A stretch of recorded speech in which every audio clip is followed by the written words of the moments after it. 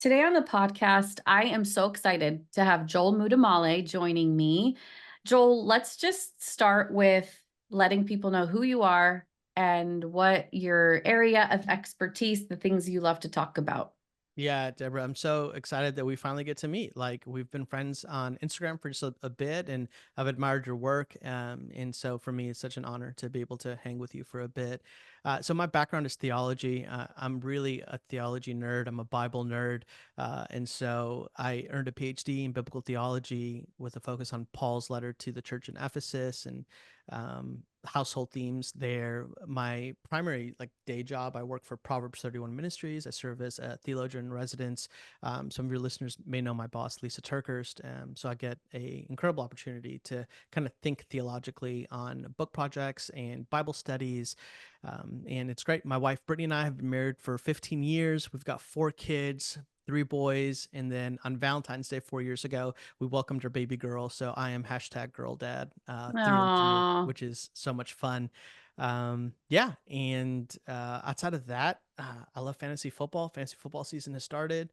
Talking about soul care, I think for me, fantasy football is one of the ways that I participate in self care or soul care. So yeah. that's that. We're not giving an excuse to all the men out there, but that is hilarious. Yeah. Speaking of your wife, and Yeah. probably speaking of fantasy football a little bit. Yeah. I was telling you that I have you here today for something different. Usually I have people here for on-air counseling sessions.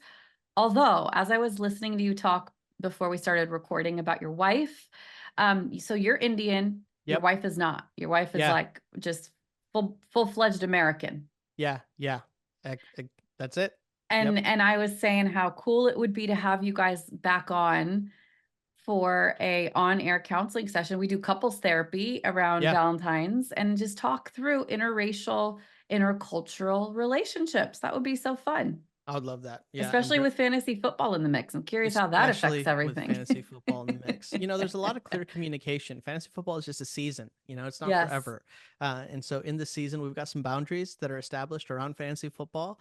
But yeah, I think that would be fun. Britt would love that. And, there's Yeah. also complexity with raising biracial children. So I've Right. got my kids are half white, half Indian. And navigating that over the years has been an unexpected and yet beautiful process. Yes. Well, let's put a pin in that and have you guys come back and join me for we'll dig into it a little bit in an on-air counseling session. Sounds great. So today I actually brought you on for something really specific. With Soul Care having been released recently, I've gotten a lot of incredible feedback from people.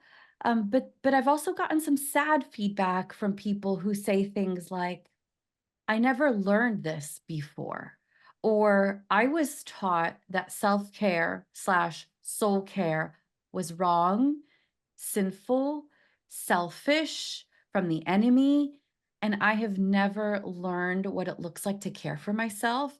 And so they're almost on this other end of it, feeling a lot of regret and remorse at some of the theology that they were taught in their childhood, Mm. even in their adulthood. And I see a lot of that. I see a lot of confusion in the way that people word things. And I just wanted to bring you on to dig into the theology of self care. We could call it the theology of soul care, whatever you want to call it. It's funny because soul care, even the title is a little bit easier for Christians to swallow. It's like, okay, I'm taking care of my soul. That doesn't feel as selfish or as wrong. But it's semantics, right? However, whatever you want to call it, it's semantics. It's the idea of tending to yourself Yeah. and caring for yourself. And so I want to unpack the theology of that. I want to talk a little bit about where people get it wrong, what we see in scripture. Mhm. I mentioned to you a minute ago, and you know this already, but soul care is based on the 6 rhythms that Jesus himself practiced during his time on earth. He was Yeah. fully God, yet fully man with human capacity, and he honored that human capacity. So, how much more do we need to honor that? So, I would just love to kind of start with your perspective on self care, the theology of self care. Where do we begin? Yeah, I don't have as a negative connotations or reaction to the word self-care. We were talking about it a little bit earlier. I think it's really important that we clearly define what we're talking about. I think our words are incredibly important. I heard once a quote that says, basically the words that we use build the worlds that we inhabit. Yeah. And I think that's incredibly important that we recognize that our words do matter because they're creating worlds. And then those worlds, like we have to live in them, right? Like Right. we're constructing a reality that we experience. And so for me, one of the things that I think is first fundamentally important, I have an obsession with Eden. I have an obsession with the ideal of humanity. I think there is a challenge that we have biblically and theologically in our study of anthropology, which is just comes from the Greek word anthropos, which means humanity, study of humanity. That we typically start in Christian circles or theological circles. It feels like we often start in Genesis 3, which is the fall. And I think Yeah. that's actually a devastatingly like difficult place to start I because would agree with you. if we start in Genesis 3 as our anchor point, we're missing the ideal of humanity of Genesis 1 and 2. And until we can actually fully grasp what God's intent was for the ideal of humanity in Genesis 1 and 2, we can't actually fully comprehend the devastation of the fall of Genesis 3 and then make sense of the trajectory of the story of Scripture from Genesis 3 until Christ comes in the incarnation, which is a story of sanctification, the process of us returning to the ideal of our humanity, which is ultimately imaged in the perfect likeness and image of Jesus himself, you know? Yeah. And so the ideal of humanity, that's kind of where I would want to start. And I think sometimes, like, I understand what we mean by soul care. I understand what we mean by self care, but I want to first define who is a human. What is a human? And a human for me, and I'm curious your thoughts as well on this. A human is so much more than just a physical matter, and it's so much more than just like soul matter. Uh, like a human, based off of the Edenic story, is both physical, both emotional, and extremely spiritual. These three things are coming together in this Yeah. one being that is created in the likeness and in the image of God. And so, in that context, I think it's really important that we recognize that when we talk about soul care or self care, what I'm viewing theologically is the wholeness of a human that has in mind their emotional well-being, their Yeah. spiritual well-being, and their physical well-being. And Yeah. this is deeply theological because the Greek word therapeo, which is where we get our English word therapy from, the whole idea of it is a recovery of wholeness. Well, what is wholeness? Again, emotional, spiritual, and physical. Fascinating detail. Jesus in the New Testament is associated with this Greek word at least 18 times. Matthew 4:23, and then it extends into 24, and it's talking about Jesus as he heals people, and he's healing people emotionally, physically, and spiritually.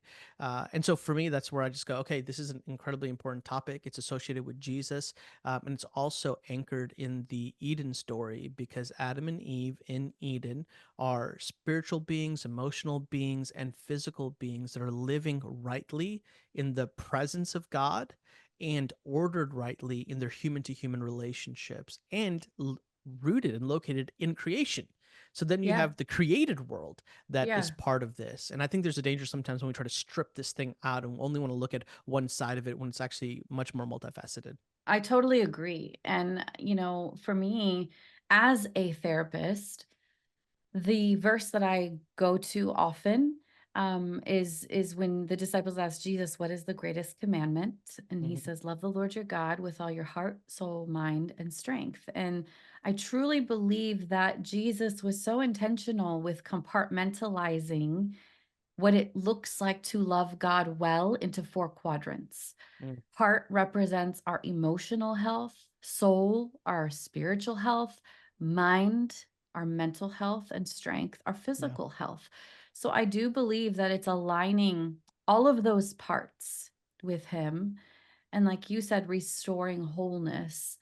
And I really believe that sometimes when we start at Genesis 3, we feel like that's our destiny. And Hmm. we believe that it doesn't matter.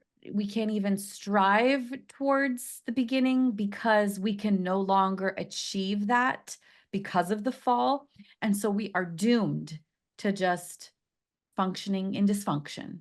Yeah. But as you said, sanctification is the process of restoring wholeness. I talk about the fact that sanctification and healing are essentially the same thing. We're moving towards this place of wholeness. And so I really do think that's an important place to begin.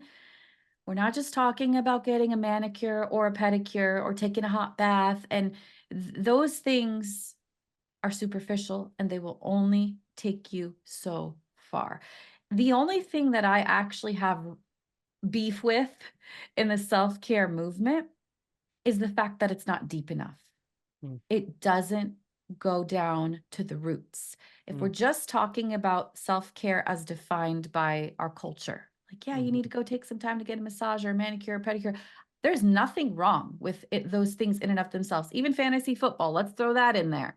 Yeah. Netflix, I love a good documentary on Netflix. There's nothing wrong with that in and of itself, but it doesn't go deep enough. It doesn't go deep enough to the roots. It doesn't get to our souls.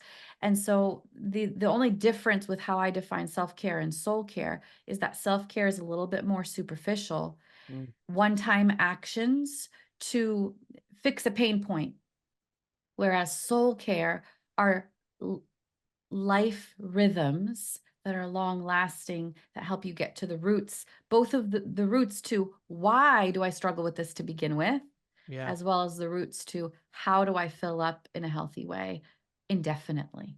Yeah, I love that. Deborah, just a couple months ago, earlier this year, I released a book called The Hidden Peace: Finding True Security, Confidence, and Strength Through Humility. And the entire thing is just a biblical theology of humility.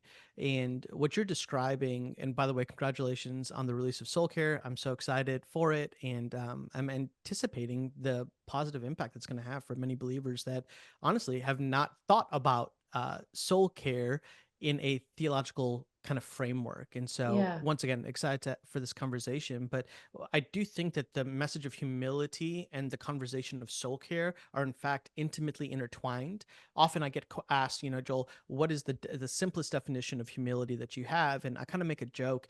There is a famous quote that is often used of humility. It's historically attributed to C.S. Lewis, though it's debated whether or not Lewis actually said it or not. Yep. And it's, humility isn't thinking less of yourself, it's thinking of yourself less often. And I'm Do just you like, know who else it's associated with? Rick Warren. Like, is it yeah, C.S. Lewis or Rick Warren? Rick Warren, I I know. guess it Or doesn't did matter. Rick read Lewis, Right, and right. But it is which such a good quote. I love it that idea. it is a good quote. And so now you're like going to be frustrated with me because I may mess with the quote a little bit, because I think it's a great quote, and it's dangerous to disagree with C.S. Lewis and I guess Rick Warren as well. So I won't disagree with them, but I am going to make a suggestion, and I think Yeah. this is where hopefully my suggestion shakes hands with this idea of soul care or self care. And it's that biblical humility has a starting spot, but I actually don't think that the starting spot is with the self. I actually Yeah. think that biblical humility's starting spot as believers, as Christians, it starts with God. And so the idea Wow. is it's a three-part movement. So what is humility? Humility is first and foremost an awareness of who God is. Because if I know who God is, then I can rightly know who I am. So that's the Right. second movement. Know God, know myself. And if I know who God is and I now know who I am, I can now rightly relate to other image bearers of God. 1000%.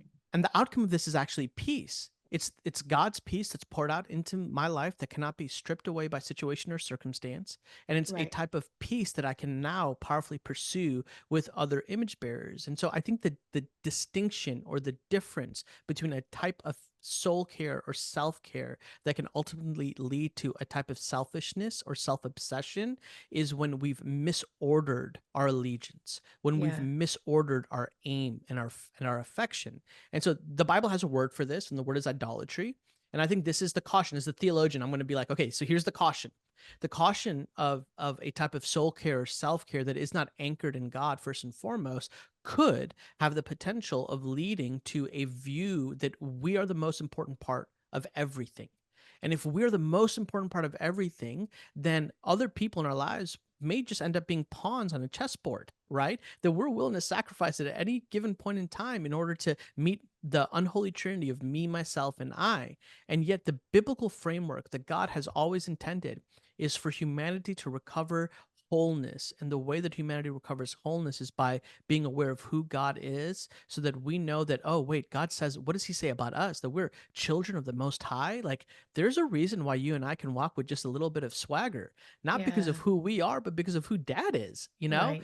It's like if I preach at a church and my children are there, particularly my daughter MJ right now, before I preach, she's kind of shy behind the scenes. After I get done speaking, that girl struts that stage. She jumps on there. She thinks she can do whatever she wants, She and she owns the literally, place. yeah, and she'll be like, well, my daddy was here, like my dad, and I kind of just love the innocence of that, because for her it's like, well, my dad's here, like of course I can walk here with confidence, of course I can. And I just think like, oh, like self-care is in fact, or soul care is in fact, an acknowledgement of who our dad is. And Yeah. our dad longs for us to be whole. Our dad longs for us to enjoy the good of creation.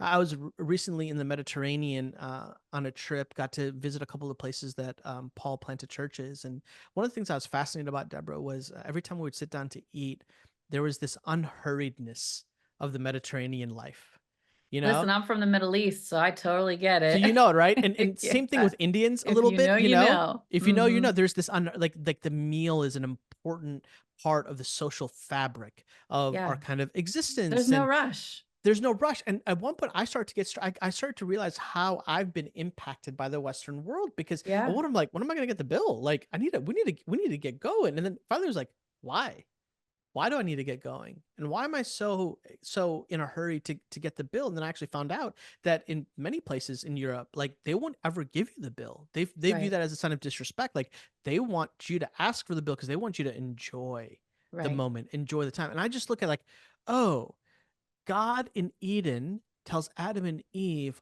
all of the trees are good for eating. Enjoy all the trees. Now there's one tree don't participate in, but everything else is good and beautiful. Enjoy it. In fact, the animals that I've created are beautiful. They're amazing. Enjoy the act of creativity by naming the animals. You see, and so even in Eden, we find this sense that Adam and Eve are actually placed in a posture of rest. There's a fascinating detail, Deborah, in Genesis 2:15.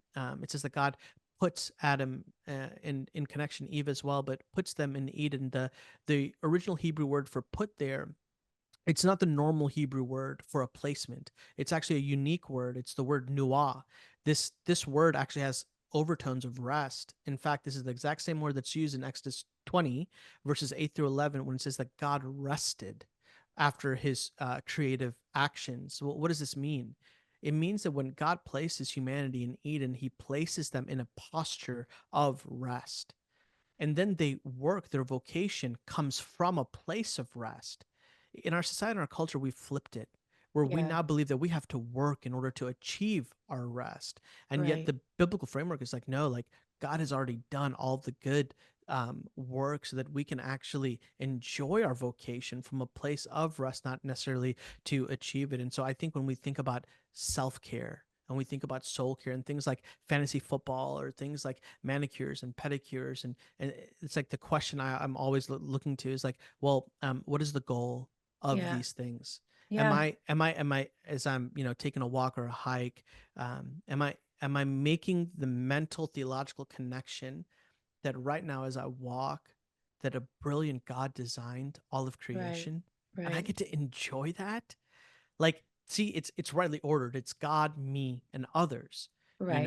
and so I think that's just a theological distinction that I'd want to point out, because I do think that there are potentially dangers to a type of Sure. self-care that strips God Right. from everything. But that's not what you're Yeah. talking about, and that's not what No. we're talking about. And on the flip side, I think there is a danger in neglecting self Yes. and allowing ourselves to become so depleted and so empty. I actually think that is a place of pride Hmm. because it's the belief that I can do it all. I should do it all. I'm the only one that can do it all. And I just keep pushing through rather than the humility of I have human limitations and I need to stop and get refilled. Jesus talks about life abundant, life in all of its fullness. Different translations talk about fullness. Mhm. But so many Christians are actually walking around empty and depleted. And I believe that's the enemy's plan. If you back up in John 10:10 a little bit earlier, the enemy is the one who comes to steal and kill and destroy. But if we don't have the humility to consistently assess our human capacity, where am I at? How full do I feel? And what do I need? The more that Jesus poured out, the more he stopped to fill up. Yeah. And if Jesus himself honored the limitations of his human energy, his human capacity, his emotional expenditure, how much more do we? I think it's prideful to think, I'm good. I can just keep going. I'm good. Yeah. And I think that comes from, as I unpack in soul care in the first 5 chapters, where does that come from? Where does that belief system that you can do it all, that you should do it all, that you are the one to fill in the gaps when others don't, where does that come from? It definitely does not come from God's truth. It comes from your trauma. Mm. And so what does that look like to unpack some of those roles that we carried in childhood that are sabotaging us in this season because they cause us to believe that it's my job to do it all. It's my job to get where God wants me to go. And so I actually believe there is definitely a level of pride that can come when we self neglect. And I think it takes humility to say, Lord, I need you. I need to fill up in healthy ways. I need to rest. I need to receive your wholeness in every area of my life. I need to set boundaries to protect my calling. I need to take care of this temple that you've given me. And I understand that I am incapable of doing it without your help. So help me and let's partner and do this together. I think there's a level of humility that comes when you acknowledge your need for healing and Yeah. work that process out. Yeah, I think as I was researching, I spent over 1,000 hours researching the biblical topic and virtue of humility. The Greek word is tapianos, and in the it's fascinating detail that when Paul writes to the churches in Corinth, Ephesus, Galatia, like all these letters that he writes, the thing that he's consistently calling them to is to put on or root themselves in a life of tapianos, in a life of humility. Now, in the Greco-Roman world, if you were to say that word, tapianos or humility, people would look at you like you have the scarlet letter over on your forehead. Like they would look at you like you are whack and wild and you have lost your mind because humility was widely regarded as a association with weakness, as an association of like negativity. Like nobody in their right minds would want to be associated with Right. tapianas, with humility. And then in a flip of events, it's like Philippians 2:8 and 9, where Paul says, and adopt the life of Christ, who was humble. And in his humility, he leaves the perfection of heaven. He comes on to the chaos of humanity. And as you've so rightly said, the doctrine of the incarnation is Jesus's willingness to self limit himself in the incarnation, being the hypostatic union, 100% God and 100% man, and yet not dishonoring his godness or his humanness in the Yeah. process. And so Yeah. giving us a model in which we ought to live from. And so it's like, well, what is the greatest gift of humility? To me, the greatest gift of humility is, in fact, self awareness. Yeah. What pride does is it actually makes you self obsessed. Pride actually creates unrealistic expectations of yourself. And as you live those things out, the outcome of that is not peace. It's anxiety, it's chaos, it's exhaustion, it's a restless type of life and living. And humility actually lets us see the honesty of our weaknesses. It lets us see the honesty of our vulnerability. And then Paul in Corinthians is kind of a fascinating thing of in that spot in our weaknesses that we experience the power of Christ who works in and through our weaknesses. And so, in a sense, our weaknesses are a prerequisite in order to experience the power and abundant life of Christ. And often our world and our culture is like, miss me with every form of weakness. I don't want anything to do with it. And instead, Jesus is like, nah, come on. Like you can embrace your weaknesses and you can celebrate your strengths and you Yeah. can celebrate your giftings. You see, it's a balanced life that's anchored in Jesus. And Deborah, one of the things about Jesus I think that fascinates me is that Jesus, I don't think, I truly believe that Jesus lived a life of love and limits. How in the world does Jesus, in a time span of 3.5 years, how does he accomplish all the things that he accomplishes? Right? And sometimes, like, one of the things I want to do is I want to reintroduce the humanity of the text. Like sometimes we read scripture and we try to almost over spiritualize it, which is a weird thing for a theologian to say, but I think we do, right? Like we try to color everything really beautiful, and sometimes I'm just like, wait a minute, these were real humans that Jesus was dealing with, right? So it's like, how many stories in Matthew, Mark, and Luke is Jesus going to a village? He's preaching and teaching. He's healing sick people. The entire town and the neighboring towns hear about it. They travel all night to get to Jesus, because they want to get healed. Mhm. And then Jesus bounces. Right. He leaves and Right. he disappoints people. Do we really not think that people had like smear campaigns against Jesus? Like if somebody was going to get canceled, Jesus was going to get canceled, because it's like he was consistently motivated Yeah. by the will of the Father, not the expectation of society. Right. And so what does Jesus do? Well, he withdraws to lonely places. What does Jesus Yeah. do? Well, he's got kind of three of his friends, of the disciples, that are his besties, Peter, James, and John. Sometimes Philip is the unfortunate fourth, I call him. Sometimes he gets to come with Jesus, sometimes he doesn't. Can you imagine Philip? It's Right. like we're all thinking about Peter. I want to just think about Philip for a second, right? They're about to go to the Mount of Transfiguration. And Philip's like, this is my turn. I'm coming, right, Jesus? And Jesus is like, nah, you got to stay back. And then they go to the mount and they come back, and Peter, James, and John's like, you guys won't believe it. We were on the Mount of Transfiguration. We saw Elijah and Moses Right. and Jesus. Can you imagine how Philip felt? What a letdown for Philip. Like, so do we actually honestly believe that Jesus didn't disappoint even his Right. friends? Well, why Right. does he do that? I think Jesus honors his limits. I think I Jesus agree. recognizes sometimes he's just going to go with the three. Sometimes Right. he's got the four. Sometimes he's got the 12. Right. I was in Ephesus just a couple of weeks ago, and I'm looking out at the landscape, and I'm like, it just brought a new awareness to me. It's like every time Jesus withdraws to a lonely mountaintop, that's a hike. Right. I Like, this know. isn't paved roads or just beautiful. Like, he is hiking. Well, I think this is a form of self-care, soul care that Jesus I participated in. agree. He I goes to the Garden agree. of Gethsemane and he prays. And This is it says emotional and that he spiritual. goes to the Garden of Gethsemane frequently, right? Yeah. He frequents it often. It's not like he just went there once Yeah. before his death. It was a place he was very familiar with. That's where the disciples went and looked for him. Like, where is he? This is the rhythm and soul care of protect. And it's really about setting boundaries around your life to protect your calling, to protect your fullness, to protect your heart. Because if we're a bucket with all of this energy, a lack of boundaries is where the energy leaks out. And so Mm. we have to protect our calling and be really intentional to put those things in place.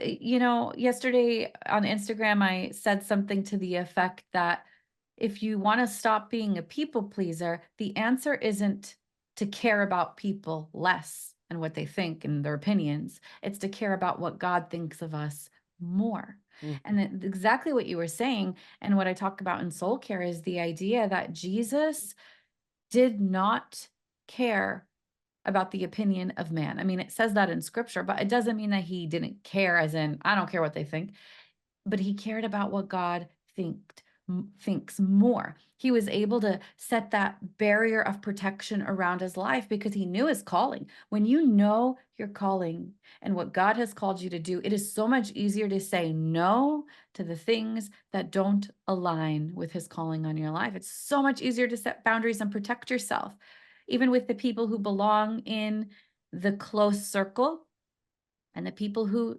don't, because I just don't have the emotional bandwidth for this. And we're Yeah. human beings. And again, it goes back to, do I actually believe that I'm a limited human being with limited capacity?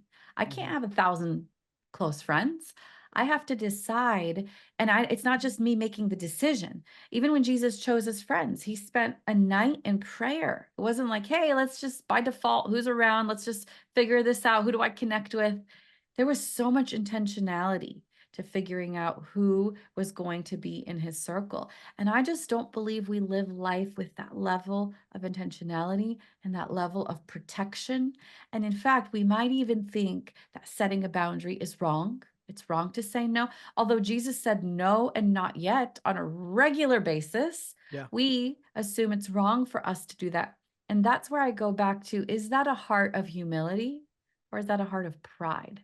Like, I Yeah. can do this. I should do this. I am capable of doing this. And Yeah. I really agree with you. I think The roots of humility are so important in this process. And what does that actually mean to us rather than just carrying the roles that we carried from childhood? Yeah.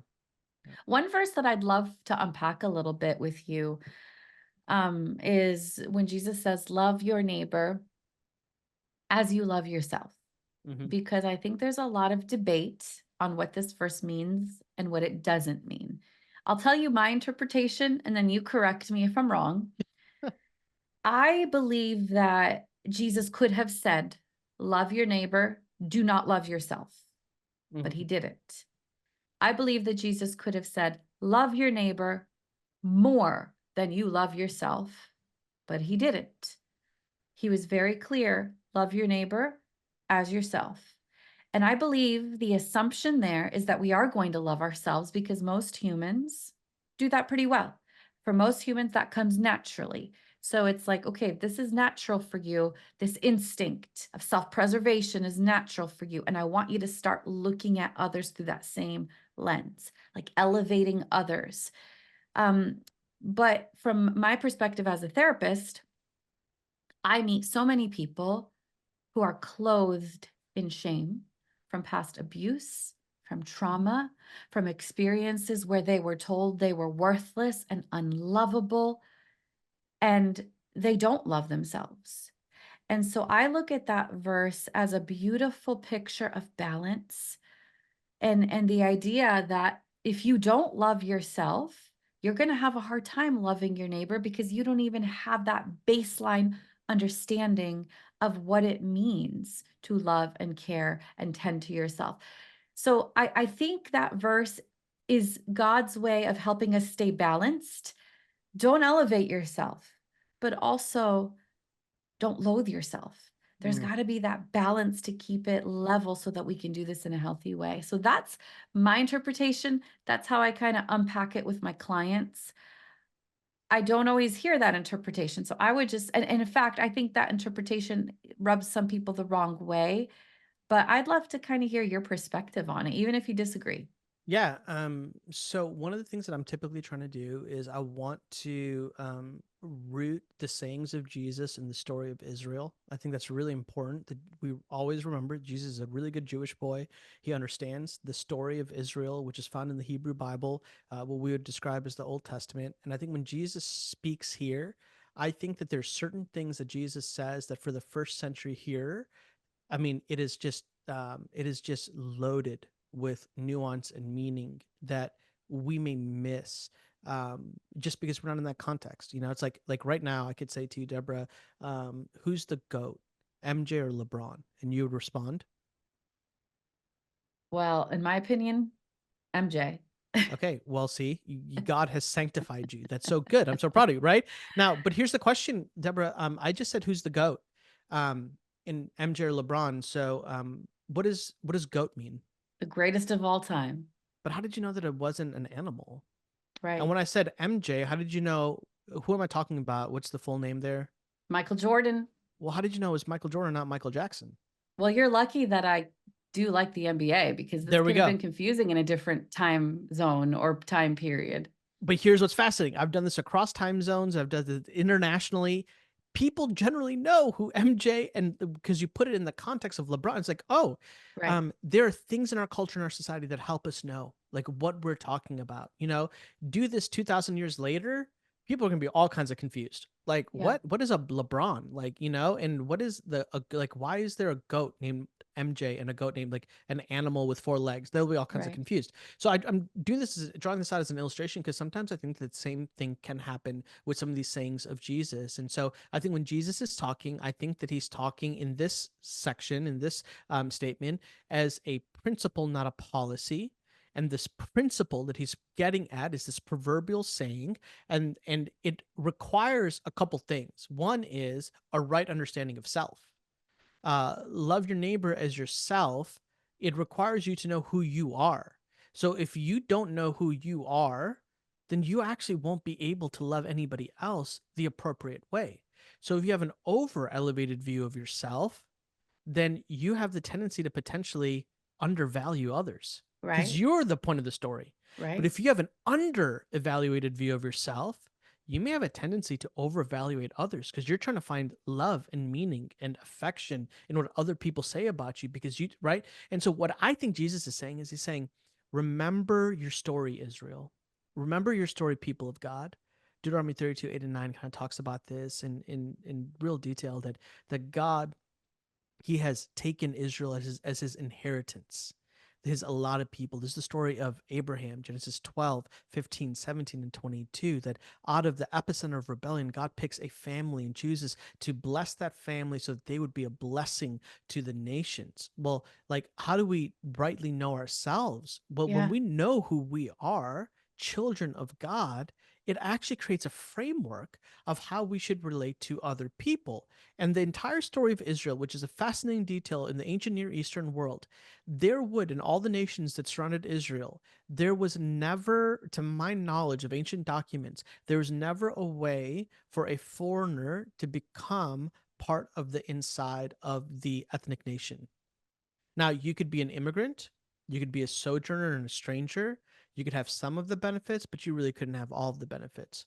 But the people of Israel, they were unique amongst all the nations of the world. Why? Because there was a path for Gentiles, for non Israelites to, in fact, come and become part of the family of God. Now, for men, this was pretty difficult, especially if you're an adult male, because it required circumcision, you know?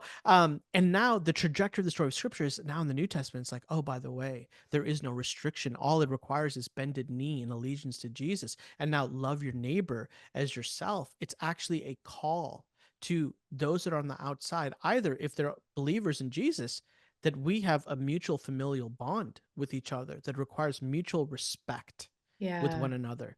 Now, if they're not believers, then our view is it's a missional witness. It's it's Right. it's a type of living that says we want to invite you to be a part of this Well, let me incredible ask you family this. with boundaries that are in place that we don't become part of them, right? Like we don't like convert to that side, but we're actually inviting them to be a part of this family and go with the requirements of it. Yep, go ahead. With that context in mind, would it be common, I would imagine, for an Israelite to really think highly of themselves because they knew they were special and God's people and they had all of these blessings and so would it be common to be like, we're the Israelites, so the idea of loving your neighbor as yourself is like, oh, I'm actually challenged to elevate them? 100.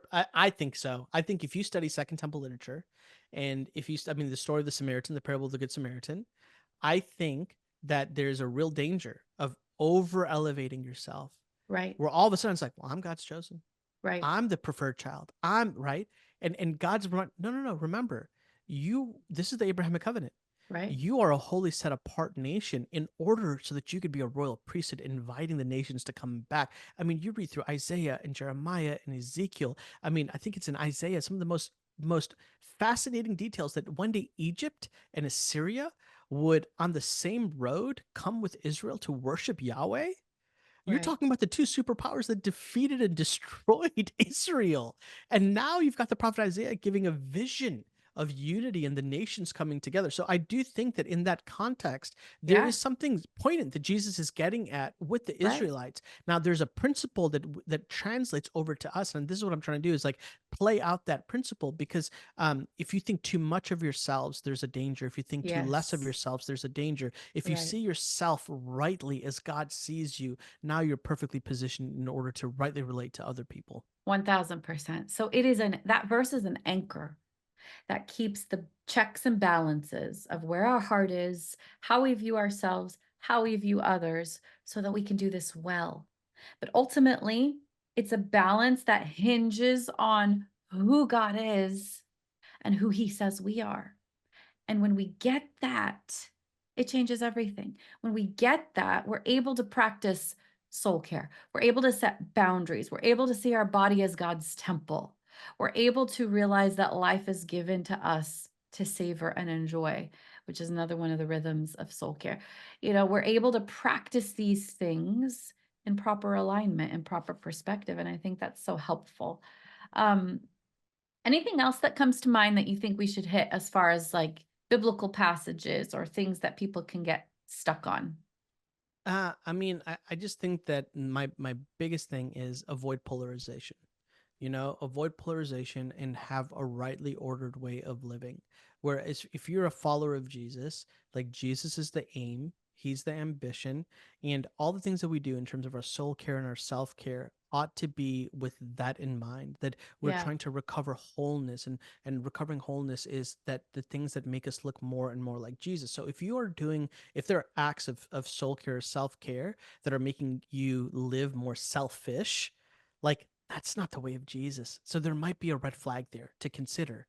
And if you're not doing things that require you to care for yourself, and you're agitated, you're anxious, you're not a fun person to be around, you can't laugh at anything, that's not the way of Jesus either, right? Exactly. It's like, I think it Exactly. was Eugene Peterson who once said, maybe the most holy thing you can do is take a nap. Yeah. It's Yeah. like he was known. I think Eugene was known for, like, he would, like, when he was working on the message, he would be like translating the Hebrew Bible, into paraphrasing it into English, and he would, like, I think routinely on his, the house that they lived, like their family house, he would take a blanket and he would lay down on a couch that was in his home study, and he would take like a nap for like an hour or something like that. And I I'm just love like, it. isn't that amazing? Just like Like, I isn't that say actually amazing? in soul care, one of the phrases is Jesus took naps. Be more like Jesus, Be more like because that Jesus. is sometimes the most holy thing we can do. And I also think, like you said, going back to the motivation, I talk about the fact that we are like a bucket. Let's imagine ourselves as a bucket and we have a limited amount of capacity, and the goal is to fill up because Jesus calls us to pour out, Mhm. that our life would be like an offering that is poured out. But guess what? You've got nothing to pour out if your bucket is empty. And so the goal for us is to continuously fill up, especially when we're in higher demand seasons, higher capacity seasons, such as having new babies or starting a new ministry. There's seasons where we do have to output a little bit more, but humility requires us then to input more because we know our limits, we know what we need. And just like Jesus, to get away and to stay filled so that we can pour out in all the ways that God calls us to, not just so that we can enjoy the filling for ourselves, but so that we can do God's work, bring Him glory, love others the way that God intended for us to love. So I think ultimately our motivation matters.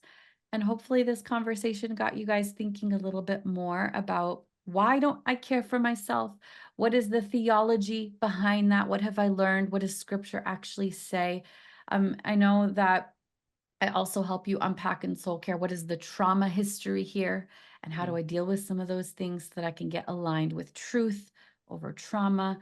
But thank you, Joel, for being with us. This was a really enlightening conversation. I think it's going to get a lot of people to think a little bit more balanced as they look through scripture. Tell us how people can connect with you more and learn about what you're up to and hear about your book and all those Yeah. things. Yeah. So the primary place of my teaching right now is ironically on Instagram. And so my Instagram is just at Muddamalle, Muddamalle. Not too many of us out there, so it'll pop up pretty easy. And then I teach often at Proverbs 31 Ministries. Lisa and Jim and I have a podcast called Therapy and Theology. And then my book, The Hidden Peace, is available on Amazon and kind of anywhere that books are sold. And I have a Bible study that goes with it called Finding Peace Through Humility, a Bible study through the book of Judges, which was super fun to kind of work through. The book of Judges, when you study it, most people will talk about the spiral of sin that's I just spiraling out of got through the book control. of Judges, so this is Yeah, fascinating. yeah. So my kind of thesis statement for this was, I actually think that the thing that's hiding in plain sight, the way to get out of your spiral of sin, which is leading you out of control, is actually the gift of humility. Because Mm, humility helps us to see who we rightly are, and in our places of weakness, in our places of vulnerability, we can do the right and appropriate and godly thing in order to deal with those things versus neglecting them or acting like we can handle it all on our own. And so, yeah, those are amen. just some places. May God help us to see our capacity and to honor our capacity and to invite Him in to some of those weak and broken places. So thank you, Joel, for being here, and thanks for your time today.